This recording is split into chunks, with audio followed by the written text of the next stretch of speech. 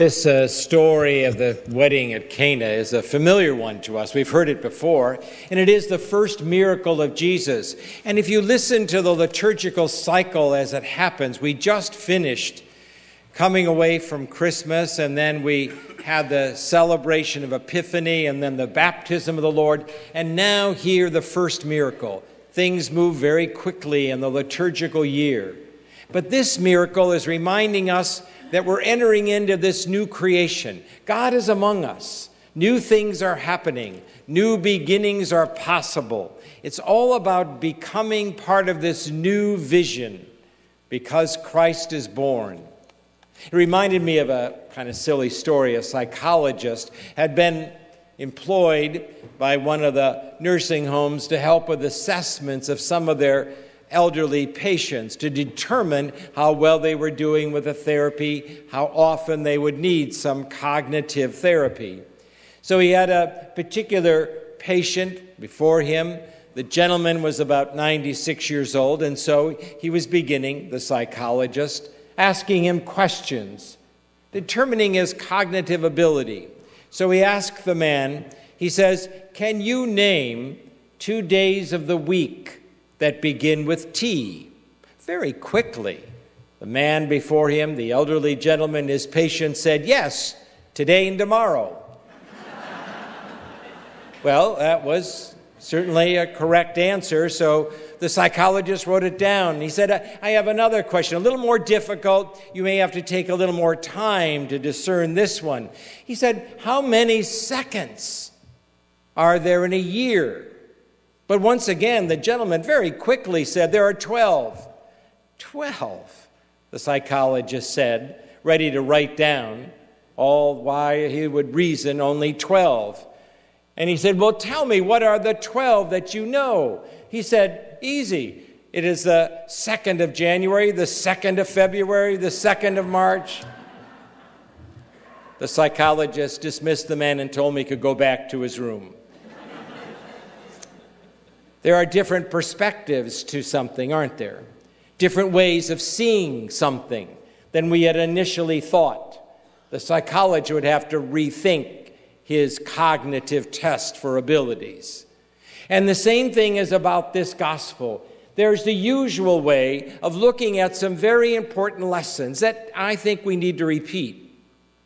There is certainly the trust of Mary that God, Jesus, will do what is good for us, that God's desire is to help us. There is then the action of Jesus that shows compassion for this couple. It shows that Christ is concerned with our everyday events, everyday event of a wedding, everyday event of being with family and not being embarrassed. There is the experience of the stewards, the waiters who are obedient, and even though they do not know of the miracle, they are instrumental in the miracle. And so sometimes we do not know how God is using us, but God is using us for what God has in store for us. And Mary's intercession reminds us that we can bring to the Lord the concerns of others. They are not her concerns, but she brings the concerns of others to God, and in that, God listens and answers. All of those are important lessons that we could spend a lot of time reflecting, remembering, and finding ways in which they apply to us. But I want you to see this also as a different kind of gospel, a call to be a new creation. For there are symbols here that we shouldn't miss. There are ceremonial water jars. They are for the old Jewish law that someone must wash before they begin something. They are symbols of the old law, and Christ takes those symbols and makes of them something new, wine. The water is wine, but it is now saying you are under a new law, and you should live as a new people. Christ is coming in to say you're part of a new creation, and to a people weary of waiting for a Messiah. They need to be transformed. They need some joy in their life. So wine to enrich them. Go back to the first reading. It is the Old Testament who says, "You are now known by a new name, my delight." how would we imagine God taking delight in us? Saying, you are someone with whom I find great joy. The wine should be the joy. So what do you need transformed? Where have you grown weary? Where have you grown that you've lost your sense of hope? Where it is that you've lost your sense of mission or purpose? Where can God bring back that joy? That's what he is doing. He's creating a way for a people parched and thirsting for hope and goodness to find joy in him. So let me give you a couple of ideas where he can change your water, the ordinariness, to wine, a richness and joy. There's a theologian I read recently who said, our American people have grown God-weary. I thought it was an interesting thing. Weary of God? Yes. She said, we know a lot about God, we Americans, and she said especially us Catholics, trained in Catholic schools or religious education or in adult formation programs, we know a lot about God, and that God is real and alive. But what we don't remember is the God within us, the God who empowers us, who gives us hope for each day. She said there is a great disconnect between the official God and the personal God. I think we need a little wine from that water. We need to have the wine of the God who is personal, who is in us, who is enlivening, enriching us. Because some of us no longer think God can transform this one into someone holy. We have lost that sense of goodness and don't think God would find in us, the first reading, delight at all. We feel weighed down by past sins or contained by our compulsions, our addictions, our anxieties or fears. We do not see that we are indeed the delight of God, the wine of choice.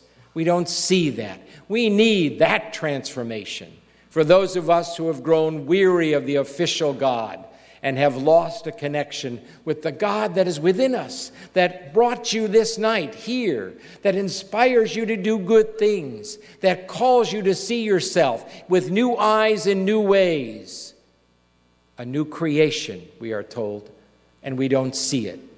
Maybe we need the wine of newness to see that. Or maybe it is that second reading when God says, you are a gifted people. And we would say, you've got to be kidding. I do not have gifts. My neighbor does, my children do, my husband does, my wife does, all kinds of other people, but I don't. It's very biblical to recognize everyone is gifted. Everyone in that second reading is said to have a gift, and yet we do not offer it. So others go thirsty because we will not share the wine of our gifts.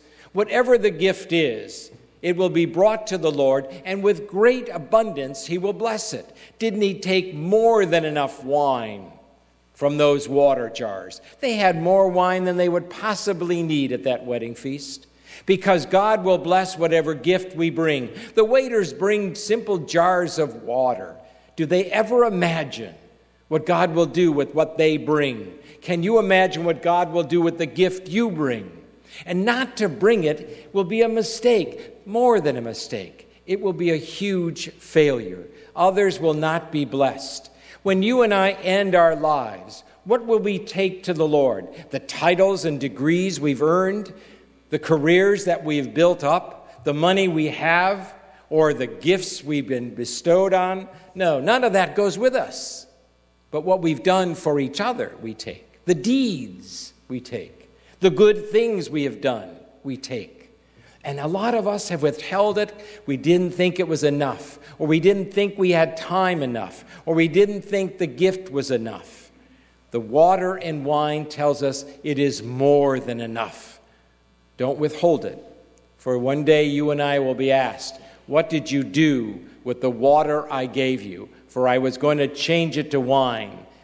And some of us have withheld it, never letting the Lord touch it and change it so he could transform others' lives. And then there seems lastly something else God can do with that water and wine image. It can be a God who reminds us you can be something, and yet many of us don't envision us as being called. That's important. that we have a purpose. God has a mission for us, that he is asking us to do something with this life we have. We have to fulfill our destinies. But if we feel we do not have one, then how will we fulfill it? No matter how young or old we are, there is a purpose for which we are given life. And the Lord would say, that destiny needs to be fulfilled. Let me take the water of ordinariness of your life and let it become a wine to bless and a wine to accomplish the purpose for which I gave you life. So look at this parable from its ordinary ways to see the trust and the way God will use us and the abundance overflowing and God's concern for everyday life.